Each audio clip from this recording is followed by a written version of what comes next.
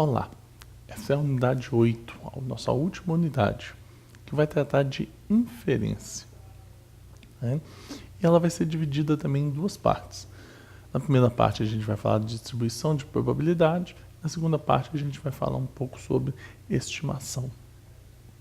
Então vamos à primeira parte, sobre distribuição de probabilidade, onde a gente vai falar sobre a distribuição binomial e a distribuição normal.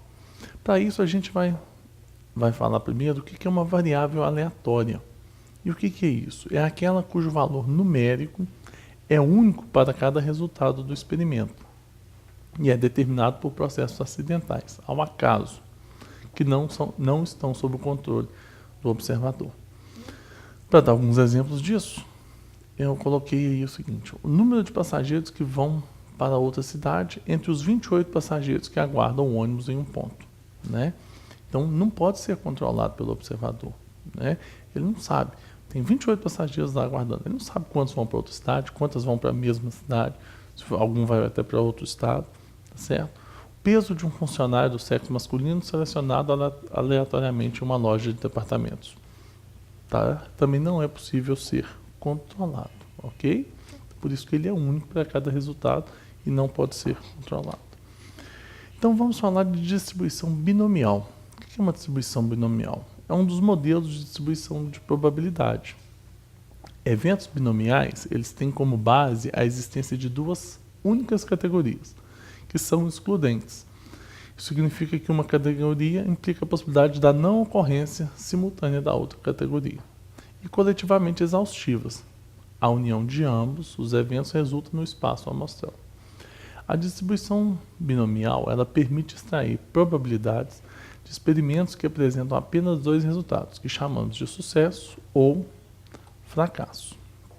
Importante destacar que as observações são eventos independentes, onde o resultado de qualquer uma das provas não deve afetar os resultados das provas seguintes. E as probabilidades de ocorrer P de sucesso e Q de ser fracasso permanecem constantes em cada tentativa. A relação entre a probabilidade de P e Q é P mais Q é igual a 1.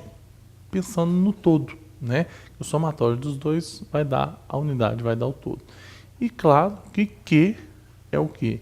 É P menos 1, correto? Ou 1 menos P, tanto faz.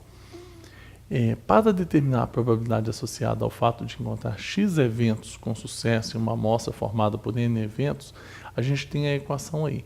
Então, é a combinação de N tomados X a X vezes P elevado a X e Q elevado a N menos X. Lembrando que P e Q é a chance de obter sucesso ou fracasso. E a combinação aí é uma relação lá do ensino médio, né? Que da parte de análise combinatória, que se você tiver alguma dúvida pode consultar, tá certo? Mas na apostila também deixei lá para você como fazer esse cálculo, ok? Então essa é a forma para o cálculo da distribuição binomial, correto? Depois veja exemplos lá na apostila, você vai perceber a aplicação da distribuição binomial. E vamos falar também da distribuição normal, que é a mais conhecida distribuição teórica de probabilidade. É uma distribuição contínua de probabilidades, onde a apresentação da distribuição de frequências de uma variável quantitativa, em geral, apresenta-se em forma de sino e simétrica em relação à média. Então veja aí, olha só. É um exemplo para você tentar entender como é que funciona isso, né? Você tem então uma curva, tá? Então está destacado aí exatamente. A gente vai ver algumas características dessa curva.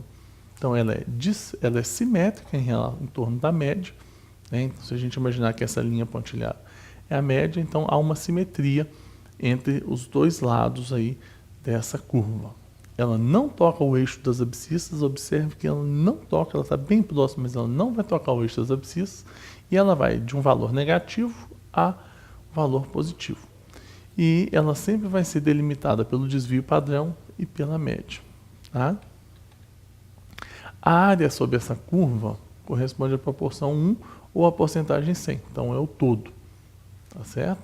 E a área sobre a curva entre dois pontos corresponde à probabilidade do valor de uma variável aleatória entre aqueles pontos. Então, se a gente retomar, aí eu vou pegar, vai ser, né, a partir do desvio padrão, eu vou fazer essa área sobre a curva, vai exatamente representar a probabilidade que você está se procurando a calcular.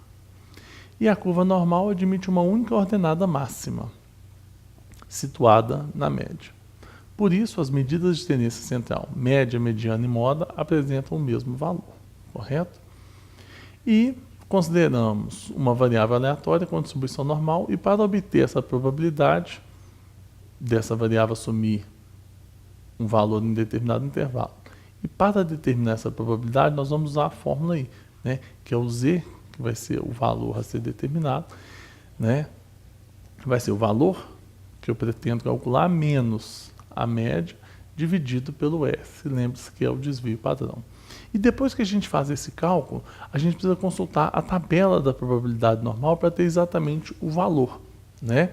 Então, na apostila, foi disponibilizado lá para você que como fazer essa consulta, né? Então, após estar de posse do valor de Z, né, você vai consultar a apostila para você descobrir qual que é o valor exatamente da probabilidade que você está procurando. E lá é um valor absoluto, se você multiplicar por 100, você vai ter isso em porcentagem, ok? E a segunda parte, então, dessa unidade, a gente vai falar sobre estimação. O que é isso? O que é estimar, né? E é exatamente fazer uma suposição generalizada a respeito de um todo, baseado em informações lógicas sobre uma amostra. Essas informações podem ser retiradas aleatoriamente de uma parcela representativa do todo. Então, como lá na primeira unidade eu falei a respeito, por exemplo, das pesquisas eleitorais, isso aqui nos dá uma boa ideia. Como não é possível fazer uma pesquisa com todo o país, com todos os eleitores, por exemplo, então faça de uma amostra, né? Eu vou pegar lá somente uma amostra das pessoas que vão fazer parte da minha pesquisa, né? Então não vou consultar toda a população, e sim uma parte, garantindo que algumas questões sejam respeitadas, né? Então estimar é exatamente isso, né? Como que eu vou fazer para retirar qual que é a amostra da população que eu vou trabalhar com ela para fazer as inferências que eu quiser depois, ok? Então, é importante destacar que muitas vezes o pesquisador procura tirar conclusões de um grande número de elementos que formam uma população. E aí, como não é possível trabalhar com toda essa população, trabalhamos com uma amostra representativa dessa população. Contudo, não há dúvida de que uma amostra não representa perfeitamente uma população. Por isso, inclusive, que a gente diz que há um erro nisso, né? Mas, ainda assim, a gente confia muito nessas pesquisas. E, no caso das pesquisas eleitorais, por exemplo, a gente muitas vezes percebe alguma variação, você vai dizer, então a estatística deu errado. Não, é porque há outros interesses aí, né? Porque estatisticamente, dificilmente isso vai acontecer, vai dar alguma diferença, tá certo? Claro, pode acontecer, como eu disse, ela não representa toda a população, então pode haver alguma variação, mas ela não é tão grande assim. Quando ela acontece, possivelmente há interesses por trás, ok? E aí, para a gente determinar o tamanho da amostra que vai fazer parte da minha pesquisa, eu tenho que considerar dois casos. Se eu tenho população infinita, ou seja, se eu não sei quantas pessoas eu tenho no total, ou se a população é finita, ou seja, se eu sei qual que é exatamente o número de pessoas que farão parte da amostra, tá certo? Ou qual que é o total da população, melhor dizendo. Então, quando eu falo de população infinita, eu posso fazer a determinação do tamanho de uma amostra baseada na estimativa da média populacional.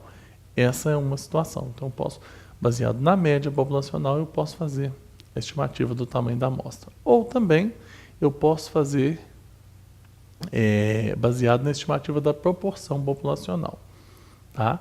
E quando a população é infinita, né, eu vou fazer a determinação do tamanho da amostra para populações finitas. Então, aí eu já conheço, eu sei com quantas pessoas fazem parte da amostra, da população.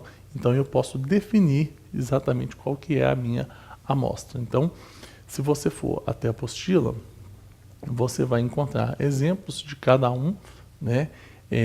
Eu não me preocupei em abordar lá como fazer o cálculo do erro, tá? Mas você vai ter lá bons exemplos de como fazer o cálculo do tamanho da amostra em cada uma das situações que foram destacadas aqui, ok? Obrigado pela atenção e um bom trabalho para você.